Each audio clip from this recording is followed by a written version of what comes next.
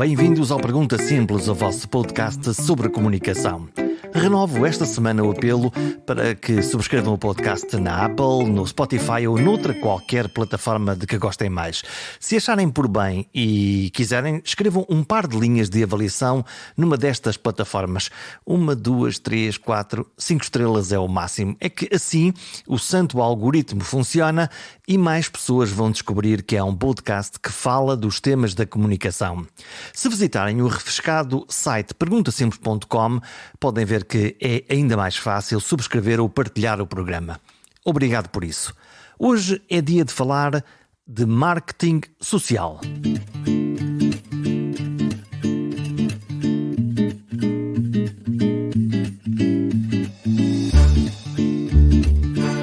Há várias maneiras de convencer as pessoas a fazerem determinadas coisas. Podemos usar estímulos positivos ou estímulos negativos. E a comunicação é a ferramenta usada frequentemente para criar muitos destes estímulos. Há de resto uma disciplina do marketing que se dedica a estudar e a desenvolver estratégias para aplicar no ambiente social. Este marketing social, ao contrário do chamado marketing comercial, quer que os cidadãos tomem decisões conscientes que os beneficiam a si ou à comunidade. No fundo, ao invés de estimular a compra de bens ou serviços, o marketing social pode ajudar em temas como os da proteção da saúde ou o aumento do bem-estar. Nestes tempos todos já fomos expostos ao medo para modelar o nosso comportamento, o medo do vírus, mas também há a sensação de estar a contribuir para a proteção dos outros usando, por exemplo, uma simples máscara. A convidada desta semana é Beatriz Casais, professora de marketing na Escola de Economia e Gestão da Universidade do Minho. Olhando para os números da Covid-19 e para o calendário, antecipo que os marketings comercial, social e da saúde pública se vão conjugar fortemente nas próximas semanas.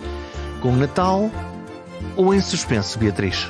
Nós temos de ter sempre Natal, depende da nossa forma de encarar o Natal, quer estejamos confinados, quer estejamos numa nova normalidade, que é isto que a nova normalidade obriga a ter uma forma de encarar, uma forma diferente de encarar a realidade, ou naquilo que era o regresso da normalidade antiga. Nós temos sempre que ter Natal, pela forma como o encaramos, seja de forma mais restritiva ou menos restritiva, o Natal está dentro de nós e na forma como nós nos damos aos outros. Nós que somos da comunicação, estamos a lidar com uma coisa há 1 ano e meio, quase 2 anos, a lidar com uma coisa chamada expectativa, que é, nós acreditamos que agora é que é, depois desta onda já nunca mais pensamos na Covid-19, agora com a vacinação é que é, agora é que é, e voltamos sempre, parece que um bocadinho atrás. Em termos de comunicação, isto é difícil de gerir ou não? É a gestão das expectativas, que é precisamente um paradoxo. O paradoxo da gestão das expectativas é que quando nós não temos uma realidade que vai ao encontro daquilo que nós esperamos ser o desejável, vamos estar sempre insatisfeitos. E, portanto, a forma de gestão das expectativas tem que ser de acordo com aquilo que é mais razoável e mais provável de acontecer. Se nós temos umas expectativas mais próximas daquilo que vai ser a realidade, e em princípio as pessoas vão ficar satisfeitas e até superar as expectativas ao ponto de dizer assim, olha, afinal até nem foi tão mau assim. Penso que haveria expectativas de nós regressarmos ao normal antigo, após a vacinação, e temos que perceber que estamos numa realidade um pouco diferente, que é a do novo normal, em que as máscaras têm que continuar, em que os cuidados de distanciamento também têm que se manter, e temos que nos adaptar a esse novo normal para que possamos ficar satisfeitos e possamos viver a nossa vida de uma forma mais normal possível, com a promessa, e foram-nos criadas expectativas, de facto, com a promessa do Dia da Liberdade, alguns em outubro, e vamos vamos regressar à normalidade do antigamente. Parece que agora que as expectativas estão a sair defraudadas e, portanto, que parece que, afinal, tudo aquilo que foi feito não foi suficiente. Eu penso que isto, em termos de comunicação, e nós somos da comunicação precisamente, é muito importante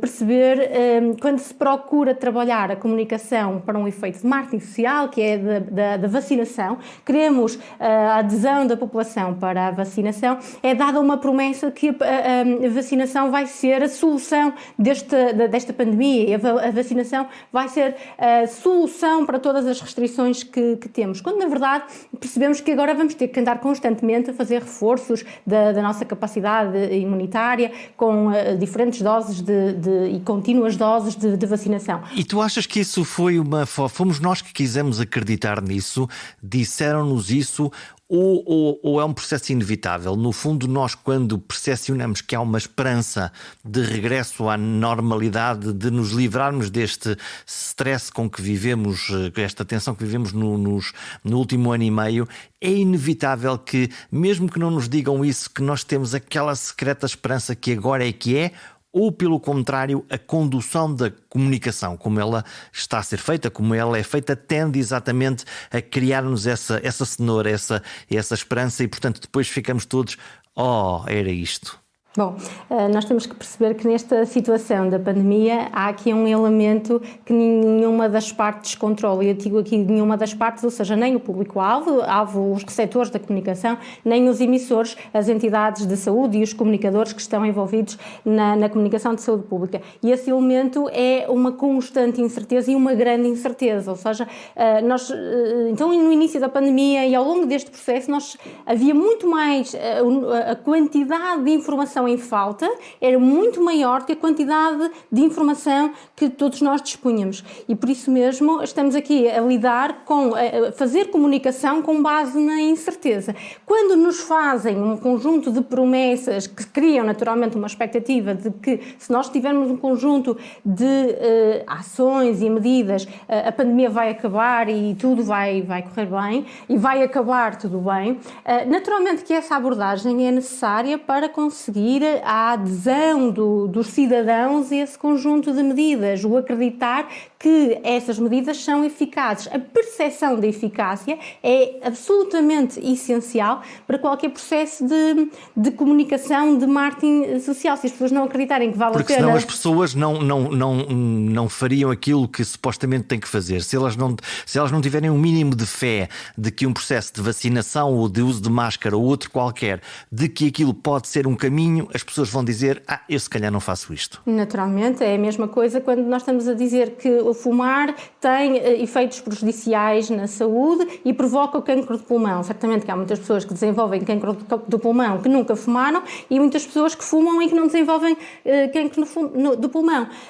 Mas a comunicação tem que ser suficientemente evidente e tem que haver evidência também científica de que a probabilidade é muito significativa que justifique que haja ali um certo sacrifício. Portanto, nós quando estamos a falar de marketing social, estamos a falar de uma relação entre um custo, um sacrifício que fazemos, nem que seja uma mudança às nossas vidas que fazemos, em troca de uma promessa de bem-estar social, bem-estar individual e social. E, portanto, quando a pessoa usa máscara, usa naturalmente com um sacrifício, porque impede-nos de respirar corretamente, porque faz calor, porque é incomodativo. Há aqui um sacrifício muito grande e a pessoa só tem se conseguir perceber do outro lado que há uma evidência de benefício individual e coletivo, embora saibamos que existe uma percentagem de probabilidade de não ser totalmente eficaz. Mas aqui a percepção de eficácia é muito grande. E aqui nas vacinas é um bocadinho isso. A pessoa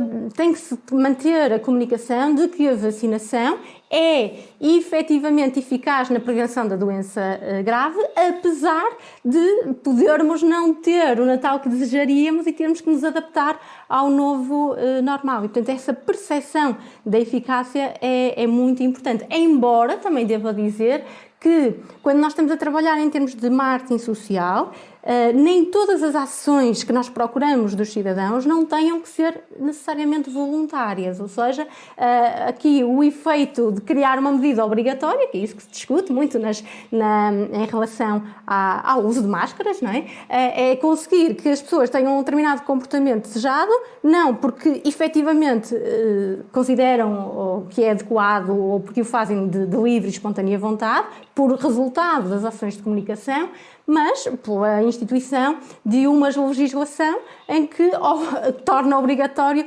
determinado comportamento, sob pena de a pessoa ter uma multa, ter uma pena ou de ser penalizada. E isso também pode ajudar, obviamente, a convencer as pessoas, mais que não seja pelo medo. Estímulos positivos, estímulos negativos. A tua receita vai mais para onde? Como é que o marketing social poderia ajudar-nos a resolver esta crise?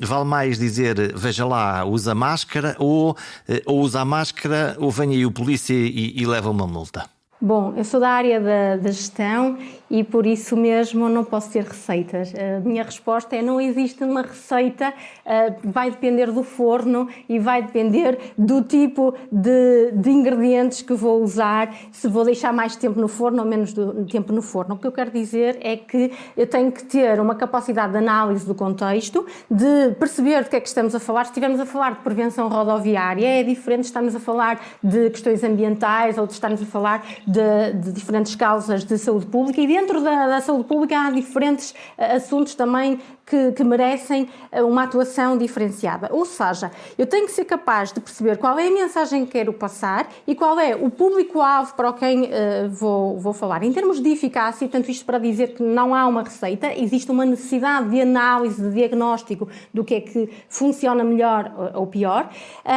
mas de facto já há evidências de que no curto prazo é muito mais eficaz uma comunicação negativa, de apelos de medo, de sentimento de culpa, que traz o choque associado.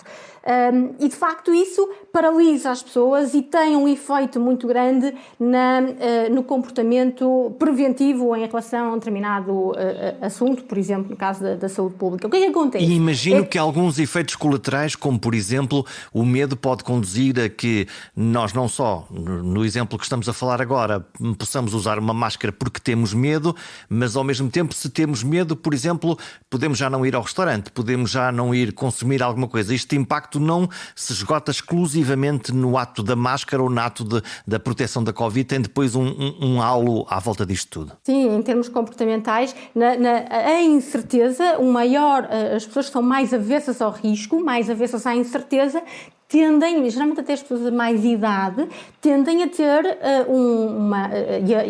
e a responder mais favoravelmente a estes impulsos mais negativos, de medo e de choque. O que é que acontece? É que com o passar do tempo, as pessoas, existe um efeito de saturação, e esse efeito de saturação, nós na comunicação sabemos que tem um efeito bumerangue, tem um efeito exatamente contrário àquilo que era o expectável inicialmente. E por isso, a partir de algum tempo, estas sensações, estes estímulos de medo e de choque deixam de funcionar. Eu vou dar o exemplo do maço de tabaco, que tem as imagens chocantes dos efeitos negativos do consumo de tabaco. Aquilo que acontece é que os fumadores compram uma carteira onde colocam um maço de tabaco, evitam de olhar para a imagem e está tudo bem. Portanto, tendem a desenvolver um controle desses efeitos e desses estímulos de medo como autodefesa. Portanto, no longo prazo, estes estímulos negativos, estes estímulos de medo deixam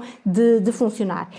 E, portanto, quando nós estamos a trabalhar num domínio de longo prazo, enquanto que na prevenção rodoviária nós queremos, de facto, naquele momento a pessoa tenha noção conhece uma pessoa que teve um acidente, que ficou gravemente ferida e que aquela estrada é particularmente perigosa, que tem tido X mortes no último ano, isto funciona, mas depois, para o longo prazo, nós queremos gerar hábitos de vida, estilos de vida que sejam consistentes e, portanto, para serem consistentes nós temos que usar os apelos positivos que apelam a como é que um determinado comportamento e forma de estar pode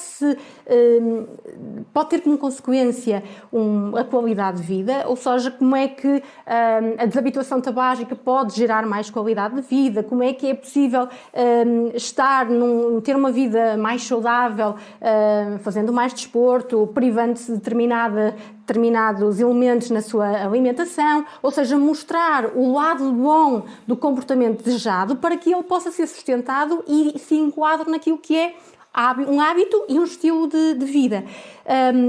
As pessoas mais propensas ao risco, este tipo de apelos vai funcionar melhor. Portanto, quando nós estamos a falar de um confinamento em que se mostram um conjunto de restrições, as pessoas que são mais propensas ao risco às vezes tendem a dizer mas eu até posso sair, eu até posso fazer isso.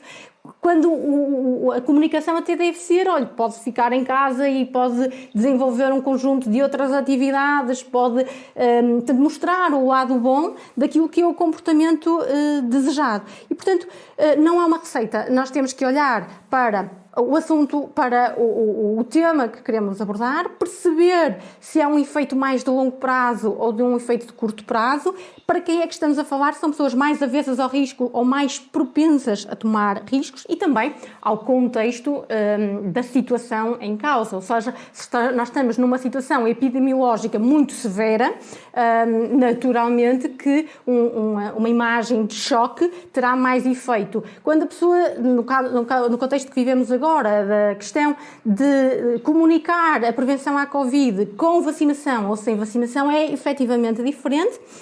Porquê? Porque a noção de risco é diferente e lá está, temos que olhar para uma comunicação de restrições pandémicas numa situação sem vacinação e com vacinação em que temos que enquadrar a vida num novo normal. E, portanto, temos que olhar também para a situação epidemiológica sob pena de estarmos a propor uma comunicação muito chocante, muito de medo, quando as pessoas poderão reagir de forma contrária, a dizer, mas afinal a situação não é assim tão grave. Então, e como é que se pode estabelecer uma estratégia para convencer aquilo a que eu poderia chamar os que são do contra, os que são negacionistas, os que recusam até o vírus, até a vacina, até medidas de proteção e que consistentemente o fazem? Aparentemente a comunicação aqui não tem tanta eficácia, ou tu achas que é normal que exista sempre um grupo de pessoas que, exatamente por causa do seu contexto, têm uma ideia muito própria sobre o tema e este tema ou outro qualquer e dizem, eu sobre isso não quero fazer aquilo que é supostamente o bem comum que me protegeria a mim e que protegeria a sociedade? Bem, quando nós estamos a falar de negacionistas, estamos a falar de pessoas que negam logo à partida qualquer estímulo de comunicação sobre a evidência e, portanto, que se associam num subgrupo que é por si só de negação àquilo que é o status quo. E, portanto,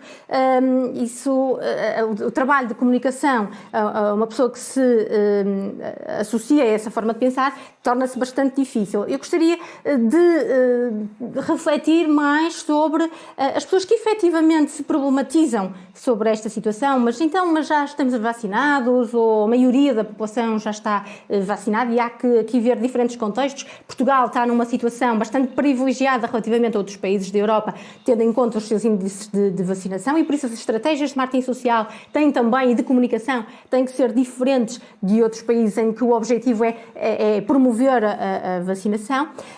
Mas eu queria salientar que, para isso, não basta só trabalharmos em termos de comunicação e com estímulos de comunicação. Ou seja, não basta simplesmente trabalharmos a sensibilização das pessoas. O marketing social é precisamente mais do que a simples sensibilização e mais do que a simples comunicação de um determinado tema. É Então trabalhar é o quê? o equilíbrio é o equilíbrio entre uma relação de benefício e de relação de custo. Aliás, esta é a base, a teoria base do marketing é esta relação de troca. A pessoa compra uns sapatos e para comprar esses sapatos está disponível para dar 70 euros, consoante valoriza mais ou valoriza menos o benefício desses sapatos, quer tenha ou não os 70 euros. E, portanto, é nesta relação de custo-benefício, a pessoa diz assim, estes sapatos valem 70 euros e os outros sapatos não valem 70 euros. Portanto, é nesta relação do peso da balança, do equilíbrio, do custo, do sacrifício, compensar o benefício ou não. E quando nós estamos a falar aqui no ambiente social, a pessoa tem que pensar também tanto no individual como no coletivo, se determinado custo, ou seja, se determinado sacrifício, se a mudança de um comportamento é só por si um custo psicológico, mudar, a pessoa deixar de fumar, é um custo psicológico de mudança. A pessoa levantar-se às 6 da manhã para ir fazer exercício físico antes de ir trabalhar é um custo, é um sacrifício. E, portanto, nós só conseguimos a obtenção de um determinado comportamento desejado se a pessoa considerar que o benefício compensa o custo. Ora, se a sensação de benefício não for bem comunicada, ou se não for bem percebida, ou se não houver até a eficácia percebida, no caso da vacinação acho que isso é muito importante, é a pessoa perceber que há eficácia nesse benefício, não vai estar disponível a ter o custo, nem que o custo seja unicamente o de se deslocar para um centro de vacinação. Portanto, o que é que nós temos que fazer? Temos que comunicar sim, mas temos que trabalhar esta relação da balança entre o benefício que não é só individual, mas o benefício comum e o custo. E para isso há um conjunto de técnicas, por exemplo, incrementar incentivos individuais para que a pessoa perceba melhor o benefício. Eu vou dar um exemplo. Nós andamos durante anos e anos a fazer uma comunicação, o Ministério das Finanças andou durante muitos anos a fazer uma comunicação para promover as faturas, para que o consumidor, em qualquer estabelecimento, pedisse fatura com o número de contribuinte e havia mensagens do género peça fatura com o número de contribuinte para evitar a evasão fiscal. Quando todos pagam menos. E havia unicamente anúncios publicitários com isto. E a evasão fiscal só foi efetivamente trabalhada numa perspectiva um bocadinho mais abrangente quando se montou um esquema, um programa de marketing social integrado, onde se dá e se aumenta o benefício coletivo e a sensação de benefício que não é simplesmente eu estou a contribuir para a evasão fiscal ou pedir fatura. Não, E eu estou a dar uma coisa, mas estou a receber alguma coisa em troca, isso e era uma coisa importante. O IVA Voucher, por exemplo, pode ser um programa que entra exatamente nesse estímulo. É a fatura, o concurso, inicialmente era um carro, depois são certificados de aforro, portanto o facto de haver uma lotaria associada, de haver deduções fiscais automáticas, em que eu não tenho que fazer nada para depois poder ter a dedução no IRS, de termos aqui um sistema integrado e automático de deduções e de incentivos fiscais, isto está a aumentar o benefício consoante o custo. E o custo o que é? É ter que perder mais tempo no estabelecimento comercial a dar o meu número de contribuinte e até um certo custo de estar a dar informações pessoais, onde é que a pessoa compra, onde está e quando compra e o que é que compra. Naturalmente aqui sempre isso preocupa-te essa partilha de informação pessoal, exatamente saber que tu foste a um determinado sítio e comprar os tais sapatos por 70 euros na loja da esquina e essa informação circular, por exemplo, para a autoridade fiscal? Esta preocupação pode ser maior ou menor consoante o tipo de consumidor, nomeadamente se estivermos a falar de consumidores cuja a comunicação externa de sinais exteriores de riqueza, isso possa ser um problema, isso poderá ser um bocadinho mais problemático, embora o consumidor tenha noção que há um conjunto de informações que ficam confidenciais, mas há aqui, de alguma forma, uma Big Brotherização do consumo. Agora, automaticamente, o consumidor que está disponível a dar o seu número de contribuinte está nesta relação, nesta balança e o equilíbrio da balança que eu há pouco dizia, a privilegiar o benefício que daí retira, que muitas vezes nós podemos associar que não é um benefício coletivo da evasão fiscal, mas é o benefício individual de poder candidatar-se ao concurso, à roleta do certificado de aforro, ou de conseguir ter o benefício fiscal de dedução automática no IRS. Por outro lado, também há técnicas que se podem fazer do outro lado da balança, que é não só, portanto, incrementar incentivos individuais, mas também minimizar ou reduzir as barreiras para um determinado comportamento desejado. Eu posso ser alvo, isto porque há pouco falavas da importância da comunicação e de se sensibilizar para a comunicação, eu posso estar muito sensibilizada sobre os danos para a saúde de uma determinada estilo de alimentação muito calórica ou de alimentação muito processada, mas estou no meu local de trabalho e faço uma pausa e o bar está fechado e a única forma que eu tenho de aceder a qualquer alimento é uma vending machine onde há croissants, bolos e produtos que não são saudáveis. Por mais sensibilizada que eu esteja, por mais eficaz que seja a comunicação de marketing social ao nível da alimentação saudável, de nada me vale porque eu não tenho acesso a ele. E, portanto, do outro lado, nós também temos que reduzir todas as barreiras para o comportamento desejado e aumentar também as barreiras para o comportamento indesejado. Quando se retira o tabaco do livre-serviço, portanto, de qualquer loja, de qualquer tabacaria, em que a pessoa não pode comprar automaticamente o tabaco, mas tem que verbalizar ao funcionário ou pedir para ligar a máquina, isto é criar barreiras para o comportamento indesejado. Portanto, de nada vale nós unicamente termos uma comunicação muito assertiva e muito incidente para a prática de exercício físico se nós nas cidades não tivermos passadiços, parques e equipamentos que promovam esse exercício físico. Portanto, do outro lado da balança, temos que diminuir o custo, diminuir as barreiras para as pessoas terem um comportamento desejado. Beatriz, tu investigas, uma das tuas linhas de investigação é sobre aquilo que se chama o comportamento de consumo ético, o consumir de uma forma ética, e numa recente investigação que publicaste tem a ver com a lacuna entre a vontade, a intenção, essa ética de fazer e depois, lá está, esse sacrifício, esse desejo. Eu até queria comprar aqui estes alimentos que até me fazem melhor, mas aqueles são mais apelativos, aquilo eu de facto apetecia-me era comer outra coisa. Afinal, nós não somos racionais, mas na realidade depois temos contradições emocionais que nos sabotam o nosso mundo ideal de viver? Nisto está tudo muito a questão da comodidade, e fazendo a ligação daquilo que há pouco falava, de facto, quando a pessoa acordar a um sábado de manhã, acordar cedo para fazer exercício físico, isto é um sacrifício, mas se tornar menos difícil, por exemplo, tendo um parque perto de casa, tendo equipamentos de desporto perto de casa, o sacrifício é menor. Mesma coisa quando nós estamos num ponto de venda, nós pensamos, tenho a intenção de ter um comportamento de compra um bocadinho mais ético, por exemplo, de comprar marcas que respeitam a cadeia de valor, que respeitam também, que não utilizam ingredientes processados, que têm uma prática de comércio justo. No entanto, mesmo que eles sejam mais caros? É aí que eu ia falar, é que um dos custos é o preço. E, portanto, eu posso ter esta intenção, mas o preço ser aqui uma barreira. E, portanto, nós temos que procurar democratizar este tipo de produtos para que a barreira preço deixe de existir.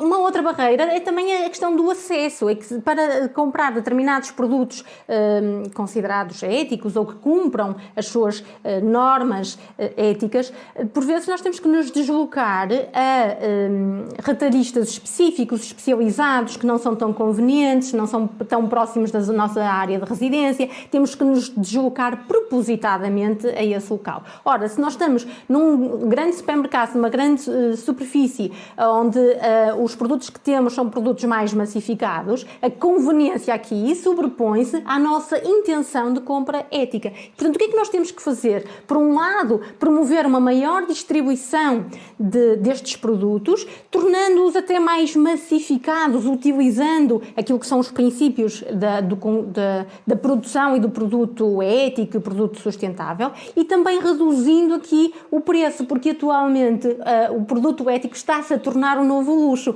Há aqui até uma ideia que se costuma dizer que o green é o novo luxo, tudo que é verde, tudo que é sustentável, tudo que é ético é o novo luxo, precisamente porque estes produtos éticos tendem a ser mais caros e a ser valorizados por um determinado segmento de mercado que está disponível para pagar mais para cumprir aquilo que é a sua necessidade de se sentir com um contribuinte de uma sociedade mais justa, de uma sociedade mais limpa, um ambiente mais green. E, portanto, temos que garantir uma maior democratização de acesso e uma maior também democratização no preço. Aqui olhamos para os consumidores, aqueles que podem ler no rótulo não só as calorias e os ES, qualquer coisa, para escolher o seu produto, mas temos, no outro lado, olhando para as gerações mais novas, o fenómeno Greta Thunberg é seguramente um fenómeno, mas o que está a acontecer agora nas empresas, quando vão ao mercado de trabalho, em busca dos jovens mais qualificados, com maior potencial,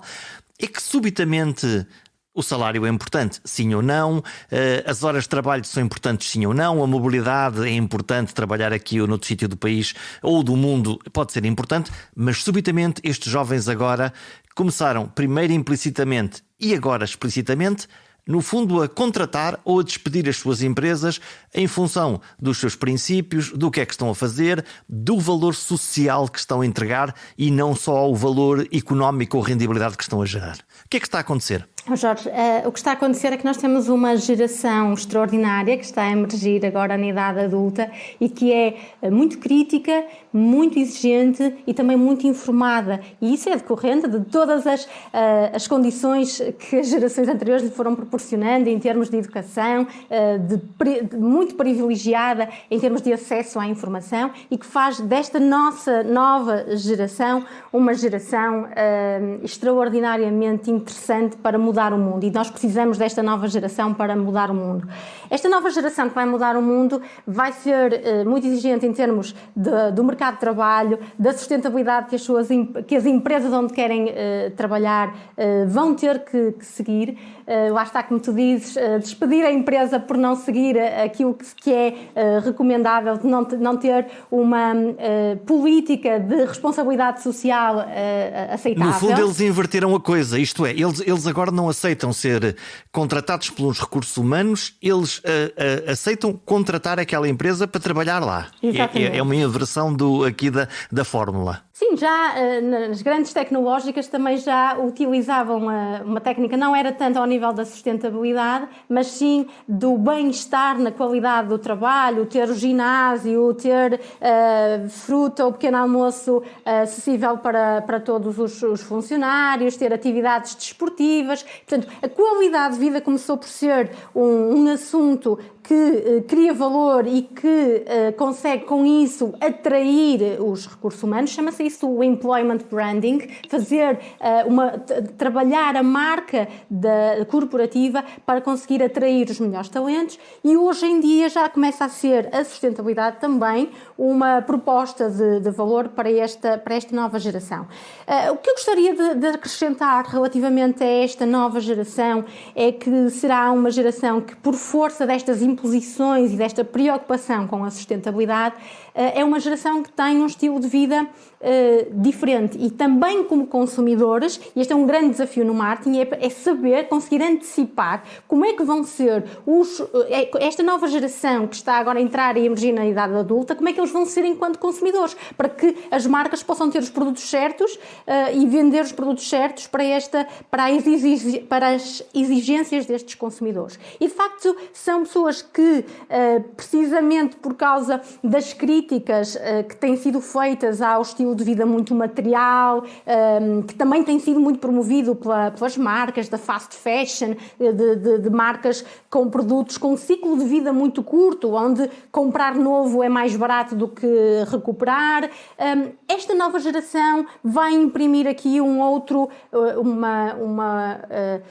uma outra rapidez, neste caso que será uma velocidade bastante mais lenta da vida, será o back to basics, ou seja, o voltar às origens. A pandemia também ajudou um pouco à percepção daquilo que é o valor de um estilo de vida mais lento, em que se dá mais valor a determinadas ações simples. Os nórdicos têm uma palavra muito interessante para caracterizar este estilo de vida, eles chamam-lhe o yoga, o prazer das coisas simples da vida. E, portanto, as atividades de outdoor, está a emergir, por exemplo, o slow tourism. As pessoas, em vez de fazerem uma viagem para verem 4 ou 5 países ao mesmo tempo, é de estarem simplesmente numa cidade a desfrutar de uma caminhada na montanha ou do andar de bicicleta numa cidade. Portanto, estas atividades mais simples começam a ganhar adeptos, e esta nova geração vai trazer um bocadinho este novo estilo de vida de revivalismo das coisas simples. E o que é que pode acontecer às empresas cuja proposta de valor não incluam isto e que os jovens talentos se comecem a perceber de que aquela não é a empresa certa para estar? As marcas vão ter que se adaptar, naturalmente vão ter que se adaptar, porque não só há estas implicações ao nível do mercado de trabalho, em que os jovens vão escolher as empresas e vão ser exigentes com o mercado de trabalho, mas também vão surgir imposições legais. A tarifa verde, no fundo, vai começar a ser uma realidade, e, portanto, as marcas vão ter que se adaptar a uma produção um bocadinho mais ética, um bocadinho mais verde, e também com uma necessidade de promoção de qualidade de vida dos seus recursos humanos. Portanto, aqui é uma questão de oferta e de procura, e nesta questão de oferta e de procura, as empresas vão mesmo ter que se adaptar. Eu lembro-me que nos anos 90 era uma discussão se as empresas deveriam ou não ter programas de responsabilidade social, em que muitos dos empresários diziam: isso é muito bonito para as grandes empresas que têm financiamento, têm forma de poderem desenvolver ações de responsabilidade social, e hoje isto é uma realidade em que nós percebemos que qualquer empresa tem que ter no seu relatório de atividades e contas ações de responsabilidade social, ações de mecenato, inclusivamente, porque faz parte do sistema de recuperação de benefícios fiscais, e, portanto, todas estas preocupações vão naturalmente entrar no sistema de engrenagem do próprio negócio, seja para a captação de funcionários, portanto, de recursos humanos, seja como uma proposta de valor sine qua non, para atrair consumidores que também são eles muito mais exigentes. E, portanto, se nós temos consumidores mais exigentes, por um lado são os consumidores que vão exigir às empresas uma adaptação a estas realidades, mas também as próprias empresas que se adaptaram vão conduzir os consumidores a novos hábitos, e esses consumidores que são conduzidos para novos hábitos vão obrigar as demais empresas a adaptarem-se também. E se me permites, vou dar só aqui um exemplo relativamente ao consumo ético: a produção dos ovos. A produção dos ovos em gaiola. Aqui há uns anos, praticamente todas as marcas de ovos comerciais produziam ovos com pintainhos em gaiola. Entretanto, isso começou a ser um assunto bastante debatido e que põe em causa o bem-estar animal, mas também a saúde dos consumidores. O que acontece é que os consumidores, em geral, não estão muito sensibilizados, porque querem ir ao supermercado e comprar os ovos mais baratos do mercado e escolhem a marca, até a marca do retalhista, ao preço mais baixo. Aquilo que aconteceu é que têm vindo a ser os próprios retalhistas, que têm marcas próprias, que têm vindo a impor aos consumidores, têm a impor aos produtores a mudança de produção dos ovos para os ovos de sol ou os ovos de galinhas criadas ao ar livre. E os consumidores lentamente começam a ter menos opções no mercado de ovos produzidos em gaiola. Ora, muitas das marcas, a Nestlé já veio anunciar que até 2025 quer todos os produtos que sejam produzidos com ovos considerados mais éticos, os ovos de sol ou os ovos de galinhas ao ar livre. Ou seja, se nós temos os distribuidores e a indústria transformadora a assumir um papel para com os seus consumidores, isto é marketing, é proposta de valor para o consumidor, a dizer que só vai produzir de uma determinada forma, os retalhistas, o Lidl, o Intermarché, que já têm feito estes statements, agora só no nosso supermercado só se vende parte destes ovos, os produtores que não estavam minimamente sensibilizados para isto começam a pensar assim: eu agora ou produzo ao ar livre e com galinhas de sol, ou então não tenho quem compre os ovos. E portanto, quem empurra quem, isto pode variar. Pode ser o consumidor a empurrar, podem ser os produtores a desenvolver junto dos consumidores mudanças de hábitos, ou até pode ser quem está no meio, a indústria transformadora e os retalhistas. Portanto, a própria engrenagem da sociedade vai levar a esta mudança. Os ovos, sejam os dos bolos para o Natal ou até os ovos da Páscoa. Há um velho dito na comunicação política que diz que os portugueses não gostam de pôr os ovos todos no mesmo cesto. Até servia para justificar a razão pela qual os mesmos eleitores escolhiam linhas políticas diferentes em pouco tempo para eleger um governo de uma cor e um presidente da cor oposta. Seja como for, o importante é que haja ovos com fartura, é que a escassez sempre gerou ruído. Uma coisa sabemos, os consumidores começaram a gostar mais de galinhas. Ao comprarmos ovos de galinha que vivem ao ar livre, ao invés de galinhas que vivem em gaiolas, pelo menos já melhoramos a qualidade de vida das galinhas delas próprias. E isto é claramente bom marketing. Será que as galinhas estão a aprender e andam a ler o livro O Triunfo dos Porcos? Até para a semana.